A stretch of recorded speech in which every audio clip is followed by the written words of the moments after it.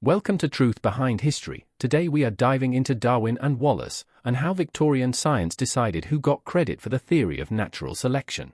Here is the big promise for this episode. You will see how scientific fame is not only about who had the idea, but about who could reach the right room, at the right time, under the right rules. You will learn what priority really meant in the 19th century, why a few London institutions acted like the main switchboard of knowledge, and how incentives inside that system quietly tilted outcomes. If you have ever wondered why one name sticks to a theory while another fades, this story will give you a clear, evidence-based map. Look at the slide. At the top are the elite scientific societies of Victorian Britain. Think of the Royal Society and the Linnean Society as central train stations.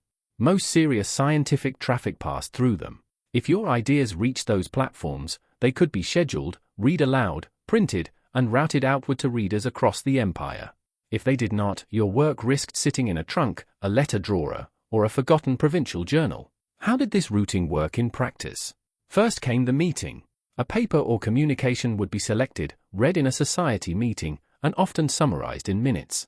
Then came the printed record in a proceedings or transactions volume. That printed record mattered because it set the clock. In this world, priority usually meant earliest public disclosure in a recognized venue. Private drafts, notebooks, and even letters to friends did not carry the same weight unless they could be shown to have been publicly communicated or formally deposited. The date stamp of the society's publication could decide who history remembered as first. Now, who decided what made it onto that platform? Gatekeepers. Presidents, secretaries, council members, and journal editors shaped the agenda. They were not villains. They were organizers with limited pages, tight budgets, and reputational standards to defend. But their choices created a funnel. Submission piles from the provinces or from overseas moved more slowly. Papers sponsored by a respected fellow could move faster. Personal networks, credibility built over years of correspondence, and physical proximity to London all acted like friction or lubrication. Behind the society stood the metropolitan publishers and printers. They formed the commercial engine of diffusion. A paper read at a meeting might be printed in a limited run, but a successful book could flow far beyond the club walls into circulating libraries, reading rooms, and foreign translations. The point here is simple. The system rewarded those who could convert a scientific insight into a public artifact that moved, and movement depended on money, time, and connections, as well as the strength of the idea itself. Let's talk incentives. In Victorian science, the main currency was reputation, not salary. Honors, society offices, and invitations functioned like promotions. That creates predictable behavior. If reputation depends on being first in print, researchers hoard drafts until they can stake a clear claim.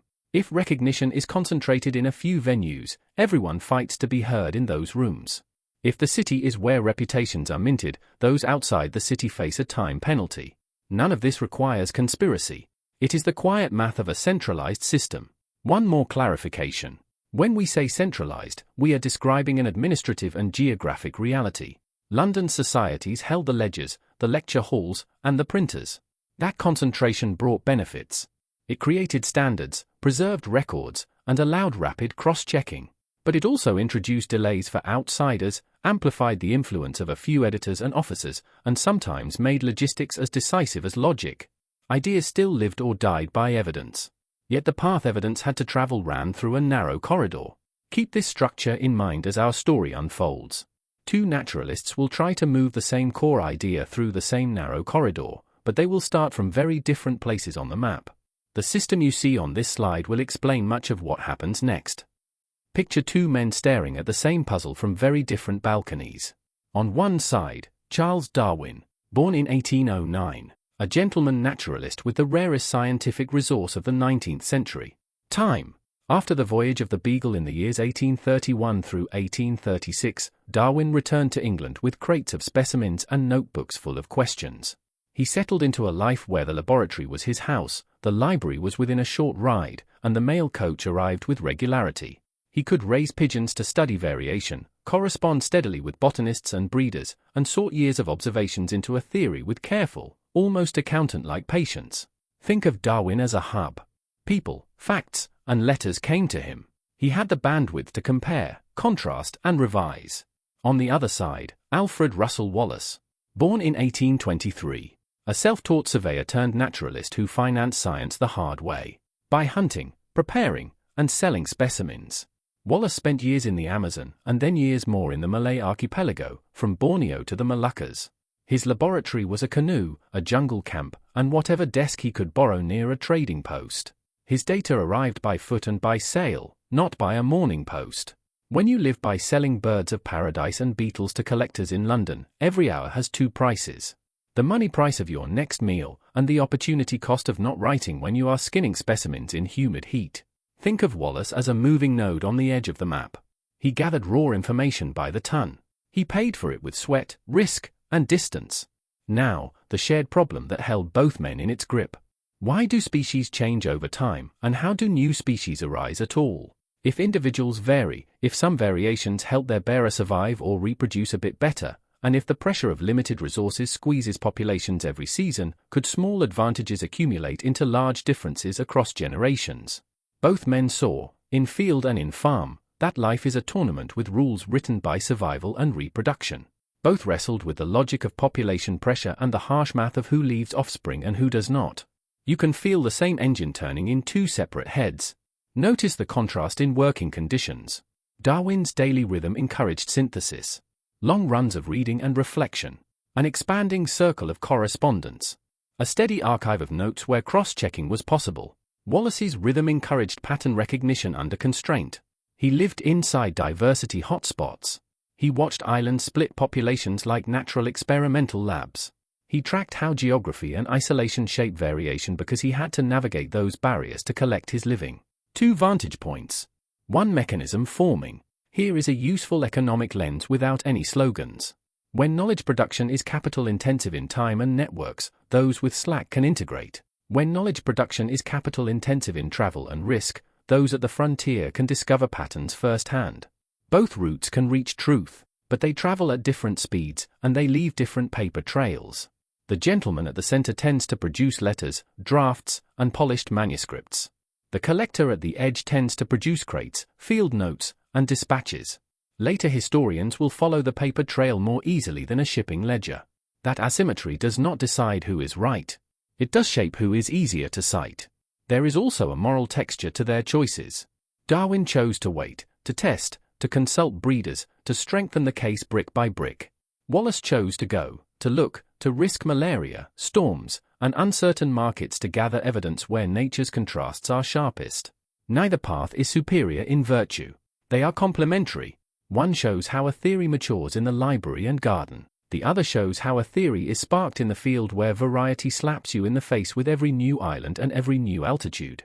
So when we say 2 naturalists, 1 problem, we mean exactly that. 2 lives, 2 budgets, 2 workflows, converging on the same central idea by the force of observation and logic.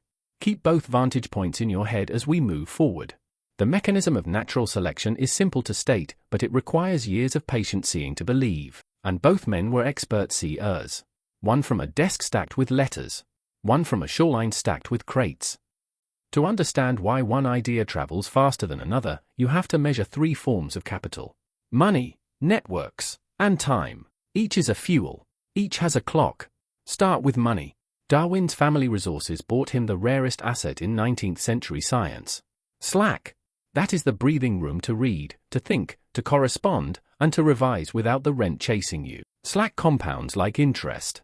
A morning spent on a letter to a botanist unlocks an afternoon insight about variation. A week with pigeons in the garden yields a month of comparisons across breeds. When your calendar is not priced by the hour, you can make long bets on understanding. Now look at networks. In Victorian Britain, ideas did not float in the abstract. They rode letters, club dinners, and society meetings. Darwin sat near the center of that web. Reliable post. Regular visitors. Editors and friends who could be asked for a judgment or a pointer. That means lower latency. He could test a thought, receive feedback, and fold it into the next draft within days or weeks. Speed does not just mean haste. It means short feedback loops that sharpen arguments. Wallace lived the mirror image. His money came from the field. He earned by collecting and shipping specimens. That is honest, beautiful work. It is also lumpy income with real risk.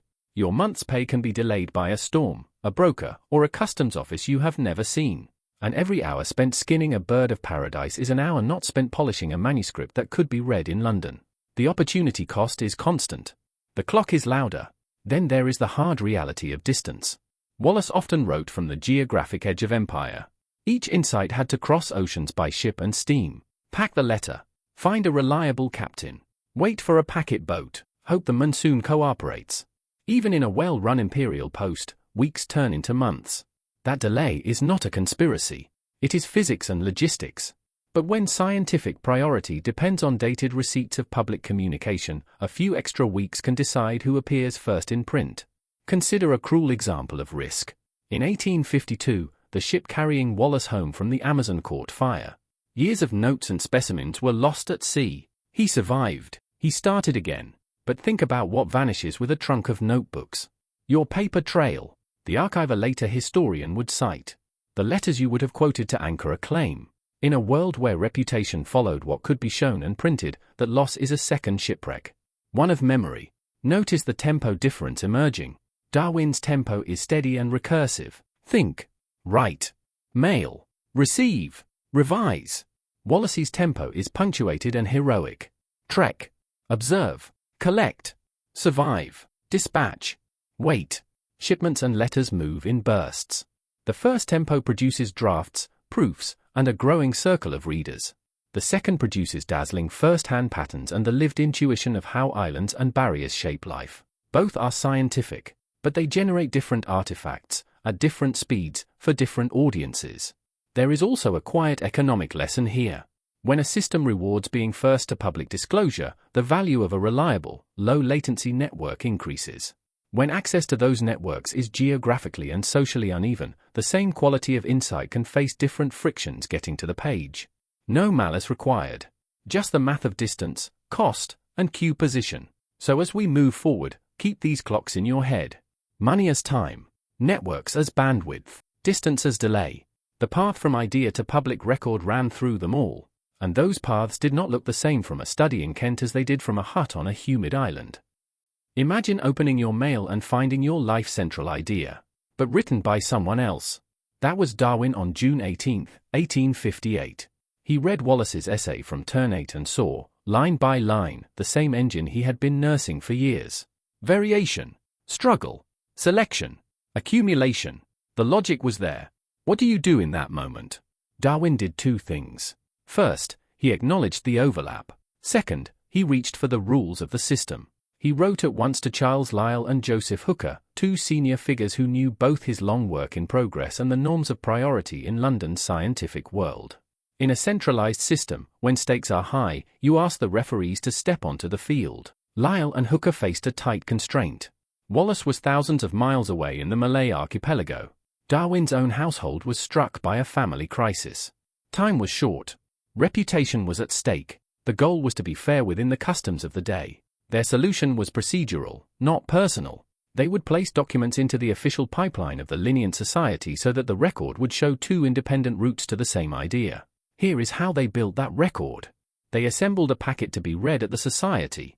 It contained two pieces from Darwin, an extract from his long, still unpublished draft first set down in the 1840s, and a letter he had written in 1857 to Asa Gray that clearly outlined the mechanism. Then they added Wallace's fresh essay from turn 8. 3 items. 1 meeting. A joint communication. On July 1, 1858, the packet was read at a Linnean Society meeting in London. Neither author was present. Darwin stayed away, stricken by events at home. Wallace was halfway around the world, unaware that any of this was happening. The readings were entered into the minutes and prepared for printing in the Society's journal. And with that, the clock of priority started ticking in public. Notice what this did and what it did not do. It did not crown a single winner. It did not declare that one mind owned the idea. It did something more modest and more powerful in a reputation-driven system. It established that both men had reached the mechanism independently.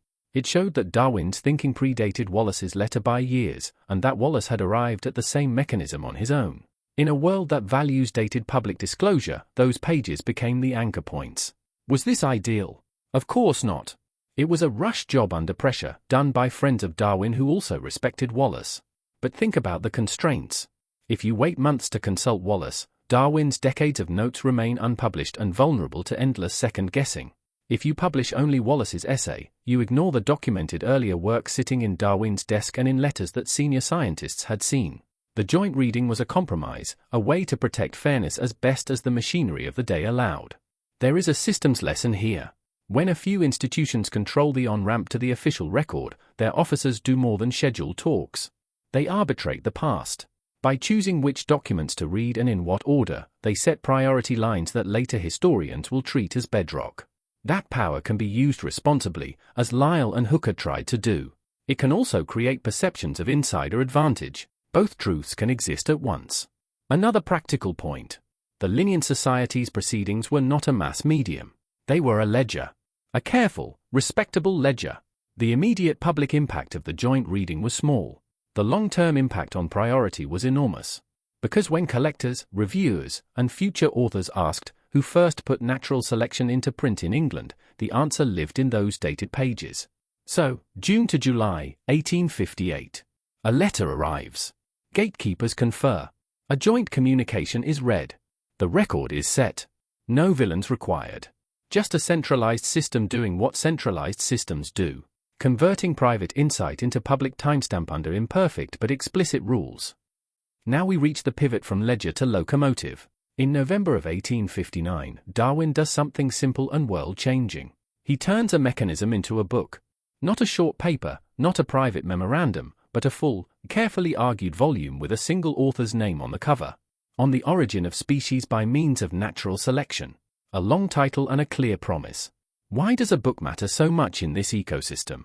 Because a book is a vehicle. It can move on routes that society proceedings cannot. It rides through publishers' catalogues, reviewers' columns, circulating libraries, and personal reading clubs. It can be bought, lent, translated, and argued within parlours and classrooms far from London's meeting rooms. A book does not ask you to attend a single evening in a single hall. It shows up on your table and stays. Darwin chooses his vehicle well. He works with the publisher John Murray, a house with reach into educated readers and reviewers. The first print run is modest by modern standards. Roughly 1,250 copies. But the demand is immediate. The edition moves quickly, and a second printing follows soon after in early 1860. Those bare facts tell a story. The audience for a full explanation was already primed by decades of talk about species, varieties, and the fossil record. The book gave that audience a map. What does the book do that the joint Linnean papers could not? It stitches thousands of observations into a narrative. Darwin does not just state the mechanism. He puts the reader on a guided tour. Domestic breeding shows how selection can sculpt traits in a few generations. Geography shows how islands and barriers pattern life in a way that matches descent with modification. The fossil record shows succession and replacement that look like branching, not constant creation. He builds chapter after chapter like a lawyer assembling exhibits. Each piece alone is suggestive. Together they make a cumulative case that is hard to ignore. The structure of the book is also an economic strategy for attention. Readers with different interests find a way in. Farmers and pigeon fanciers can start with artificial selection. Geologists and paleontologists see their evidence integrated rather than dismissed. Botanists and zoologists find their puzzles reframed by a common mechanism. A proceedings paper asks you to accept a conclusion. A book invites you to walk the path and test your own weight on each plank. There is another quiet advantage. A single author's name on the cover acts like a brand. Not because the author steals credit, but because readers need an anchor. When you recommend a work to a friend, you do not recite a minute's page. You hand them a spine with a name and a title. That is how ideas travel in the real world. They become objects you can point to, ask for at a library, or order from a bookseller. The spine concentrates attention, and attention enlarges impact. Consider diffusion channels. Reviews in major periodicals pull the argument into public debate. Circulating libraries and private clubs pass copies hand to hand, multiplying readers per book. University lecturers assign chapters or argue against them, which, paradoxically, forces more students to read. Critics extract key claims and attack them in print. Supporters extract the same claims and defend them. Either way, the book's phrases and examples enter common talk. That is diffusion by contention. Every quoted line is another rail laid for the idea to travel. Notice the timing as well. By bringing out a full synthesis swiftly after the joint communication of 1858, Darwin captures the advantage of coherence. Readers do not meet natural selection as an isolated essay from a distant island and a fragment from an older draft. They meet it as a living, breathing system with moving parts that they can inspect. The speed from joint reading to full book means the conversation has a focal point before it fragments into rumor and partial summaries. There is also the simple fact that books linger. Proceedings volumes are consulted by specialists. Books sit on shelves in homes, schools, and reading rooms. They can be underlined, argued within the margins, and returned to months later. They create a durable memory that does not depend on attendance at a particular meeting. In an age before preprints and online archives, durability favors the bound volume. Think about incentives inside this publishing marketplace. Publishers want works that will move. Reviewers want arguments that will spark letters to the editor and follow-up articles. Libraries want titles their subscribers will request. A clear, forceful synthesis that connects many fields answers all three wants at once. That alignment of incentives does not decide what is true. It decides how rapidly a true idea moves from a specialist ledger to common knowledge. One more point about tone and method. Darwin writes as a patient guide. He concedes difficulties where the evidence is thin. He compares hypotheses instead of declaring victory by assertion. That rhetorical style has a strategic effect. It lowers the threat level for cautious readers. They are invited to test the mechanism against their own observations and to keep reading rather than to dig in against a manifesto. As more editions appear, he updates, clarifies, and replies to critics, showing a feedback loop between author, data, and community. So what changed in 1859 is not that the idea suddenly appeared.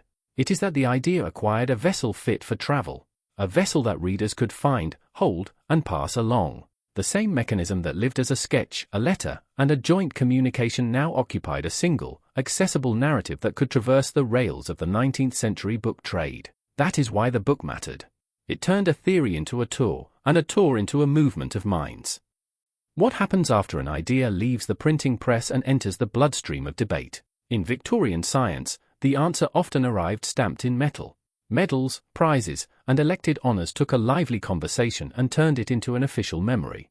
That is the function of recognition in a centralized system. It converts reputation into record. Start with the most visible case. In the mid-1860s, the Royal Society awards Darwin the Copley Medal, its highest honor. Notice the timing.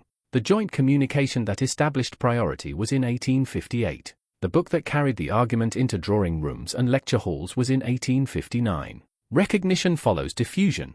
Committees rarely reward what only a handful of insiders have seen. They reward what the wider learned world has read, tested, argued over, and, finally, cannot ignore. Now turn to Wallace.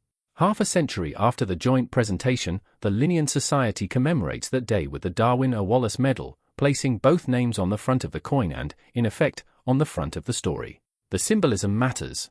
It formally acknowledges the parallel route to the same mechanism and the institutional decision that brought those roots together in 1858. Wallace also receives other high distinctions late in life. The shape is clear. Recognition arrives, but it arrives on a schedule set by London's calendars, London's anniversaries, and London's committees. Ask a simple question. What do medals do, practically? First, they lower uncertainty for future readers. If you are a student opening a shelf of books on species and variation, the medal tells you where to start. It is a signal in a noisy market of ideas. Second, medals anchor textbooks. Editors want a stable narrative spine. A top prize furnishes a name, a date, and a clean chapter heading. Third, medals shape incentives. Young researchers watch who is honored and infer which venues, which styles of work, and which pathways to publication will be rewarded. This is not sinister. It is coordination, but coordination has side effects. Committees meet in the city, not in the jungle. They read printed books more easily than stacks of field notebooks. They see the advocates who live nearby more often than the collectors who sail for months at a time. So even with perfect good faith, the reward system tends to favor the output that travels well through metropolitan channels. Syntheses in clear prose. Arguments bound between covers. Ideas that arrive bundled with evidence and allies who can stand up at meetings and defend them. Consider the lag built into the process. Discovery lives in the present tense. Recognition is written in the past tense. It requires accumulation. Citations have to pile up. Critics have to take their swing. Replications and applications have to appear. Only then does a committee feel safe engraving a name on a medal. That lag pushes honors toward those with staying power in print. It also nudges credit toward the person whose narrative became the common doorway into the topic. There is a quieter institutional logic at work too.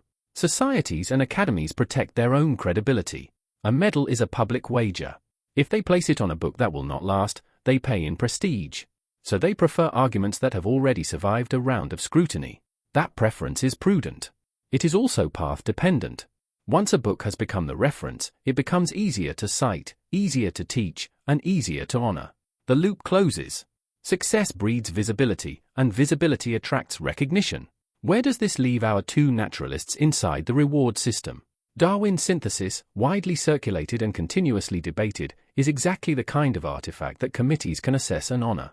Wallace's independence and insight are acknowledged, especially in commemorations that look back to the hinge year of 1858. Both men are inside the official memory, but not in the same position. One name becomes the default label for the theory. The other is attached to the origin story at key anniversaries and in specialist circles. That asymmetry mirrors the channels their work took to market. Step back and look at the economics of prestige. Honors are scarce by design. Scarcity raises their signaling power, but it also concentrates their distribution through the same bottlenecks that govern publication and publicity. Central venues. Central publishers. Central committees.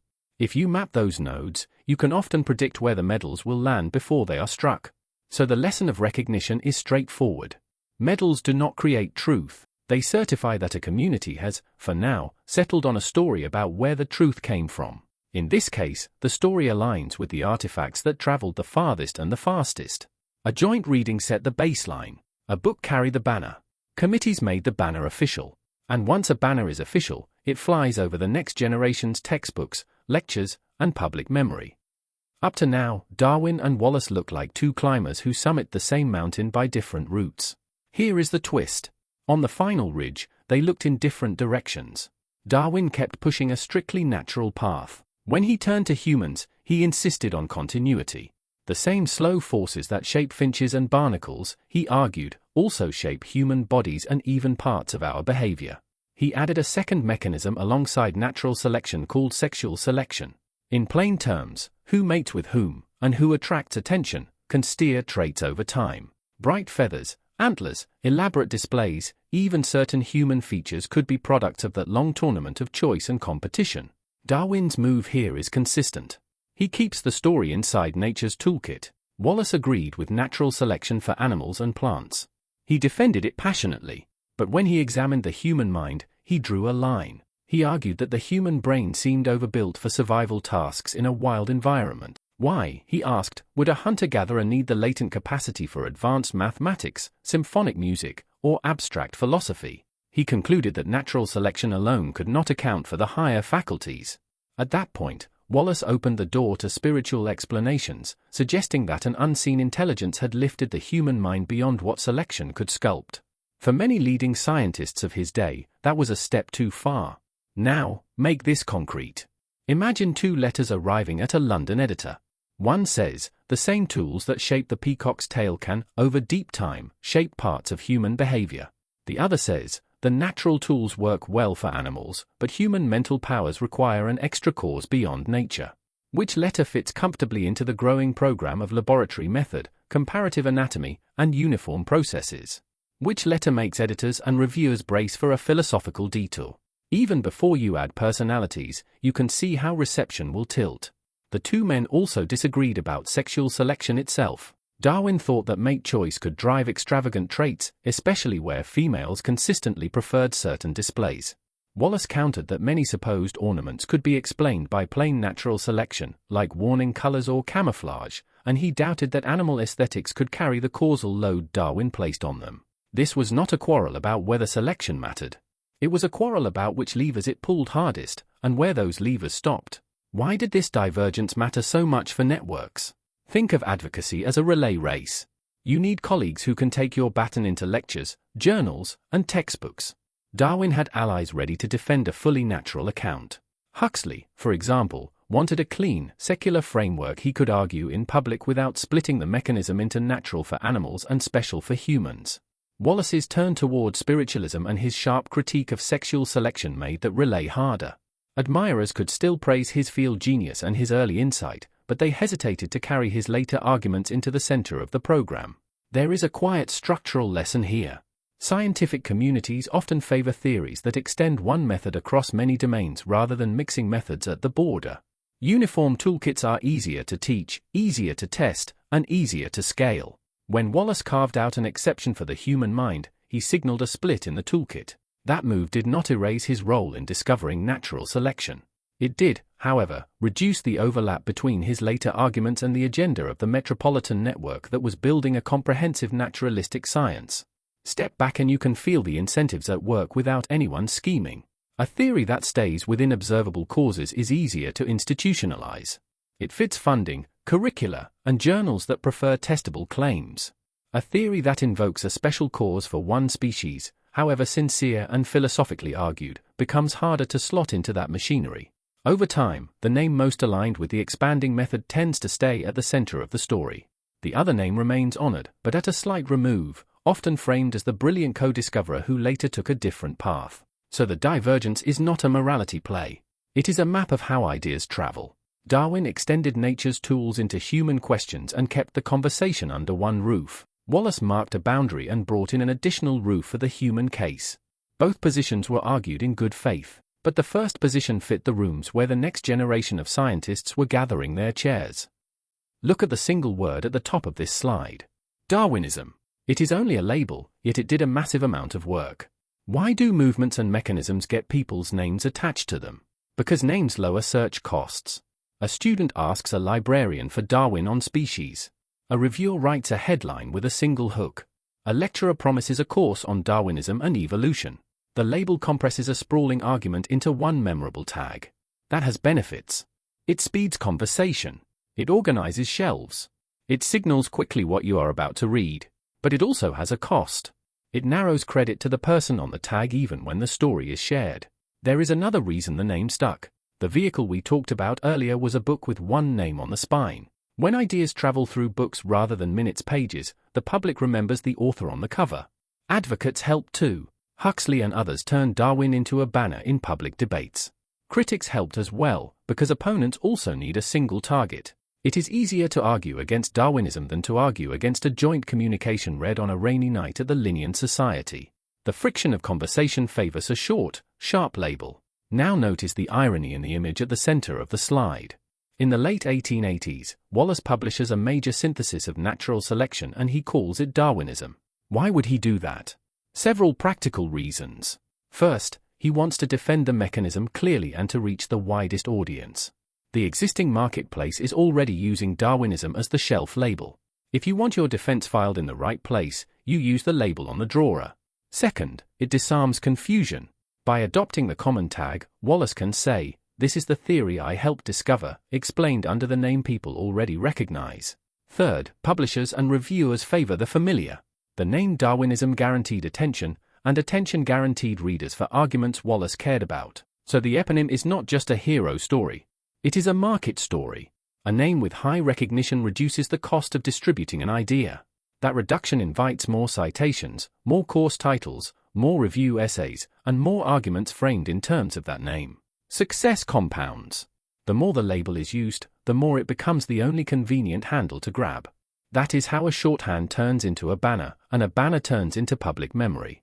At this point you might ask, does branding distort the science? It can. Labels pull in baggage. Some critics attached social agendas to the word Darwinism that the biological theory did not require.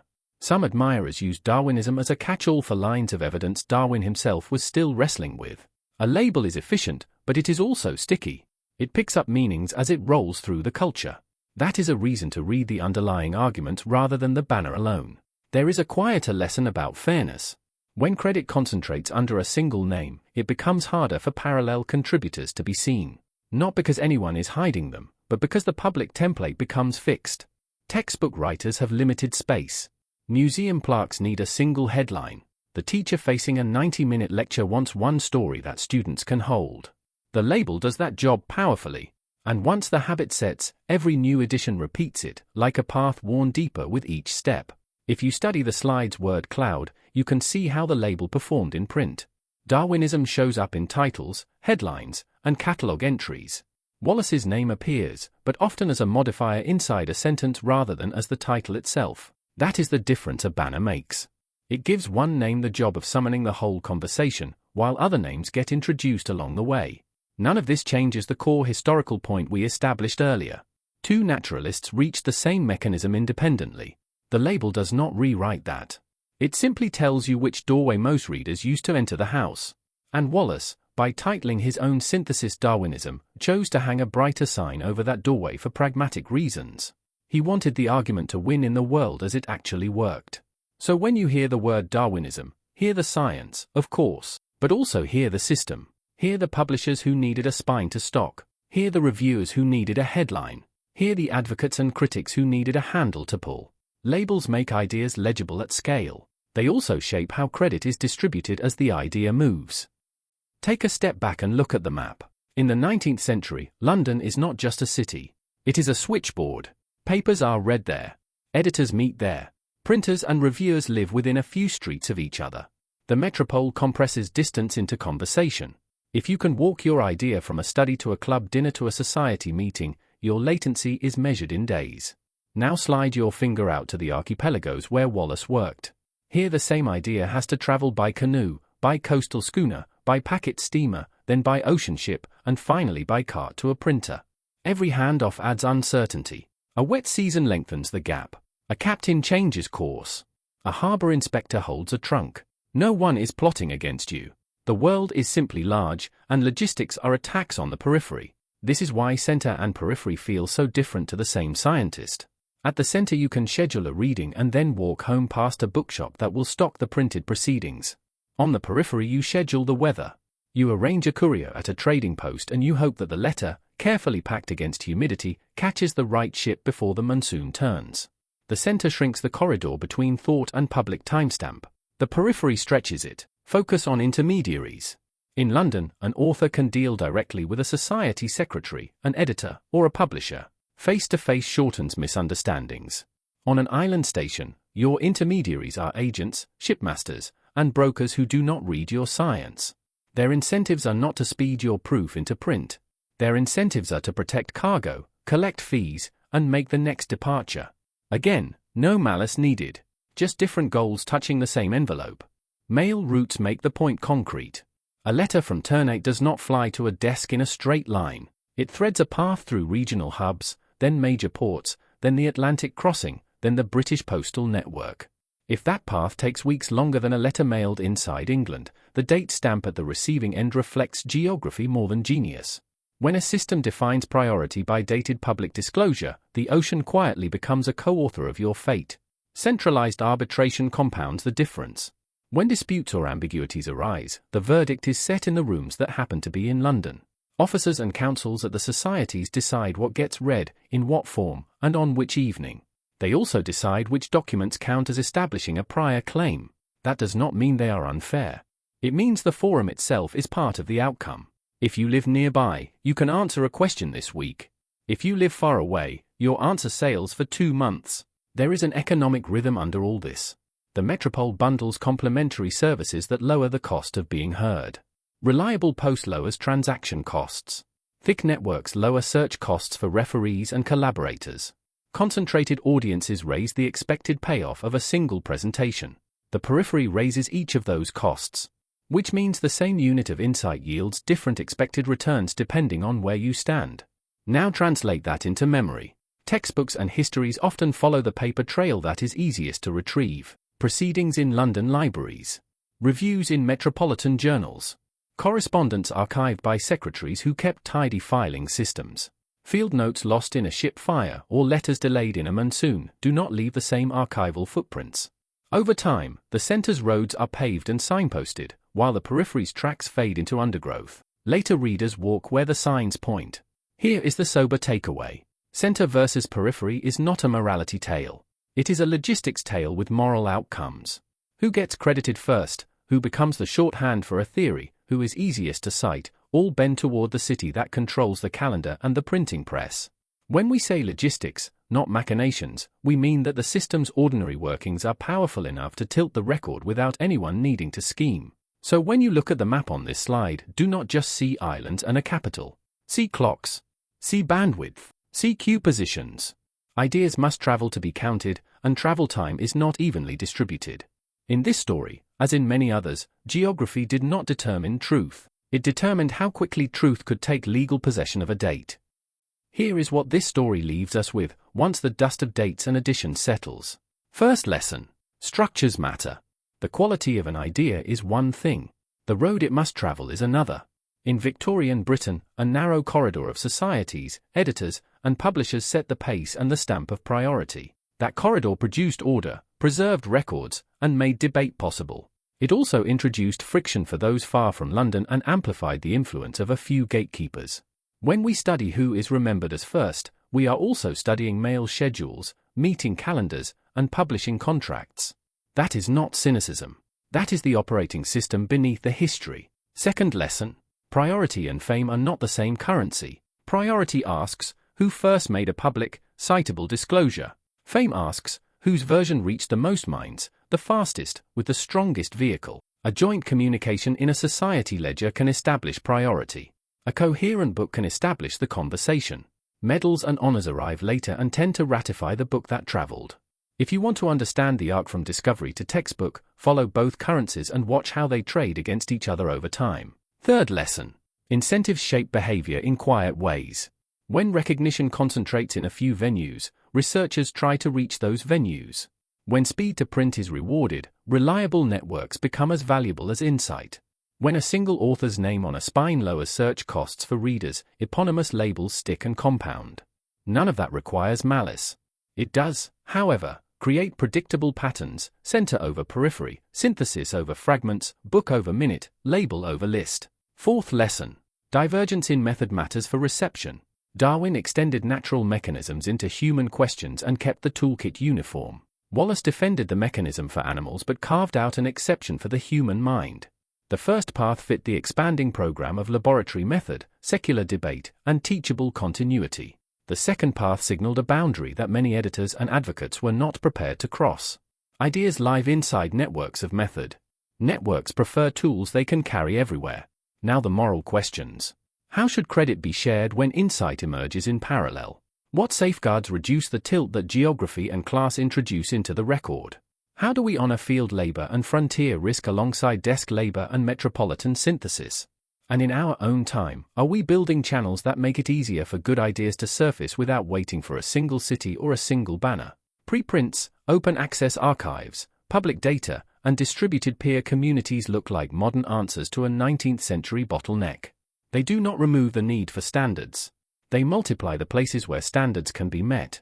There is also a caution about power and centralization. Systems that concentrate decision rights can coordinate quickly and preserve quality, but they can also convert accidents of logistics into durable hierarchies of credit. When calendars and committees decide which documents count and in what order, those choices ripple outward for decades. That does not mean the committees were wrong. It means their choices should be visible and reviewable, and alternative paths to public disclosure should exist so that distance and delay cannot do the deciding. What do we take forward from Darwin and Wallace?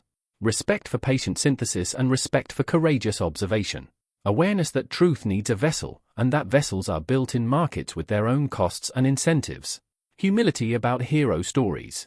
Curiosity about how to widen the corridor so the next Wallace does not depend on a perfect wind and a sympathetic counsel to be heard in time. So here is the reflection to carry with you. Genius explains less than we think. Systems explain more. And yet, inside those systems, individual agency still matters. Someone chooses to write the book. Someone chooses to send the letter. Someone chooses to read a joint paper into the minutes when it would have been easier to delay. In that space between structure and choice, history is made.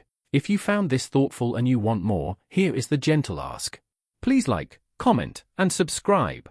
Tell me what part of this story surprised you most, or what you want us to examine next. And if you enjoy deep dives that connect evidence, incentives, and overlooked truths, check out my book, History They Tried to Erase, linked in the description. If you are new here, explore the channel. You will find more episodes that treat the past with rigor and the audience with respect. Thanks for watching, and I will see you in the next one.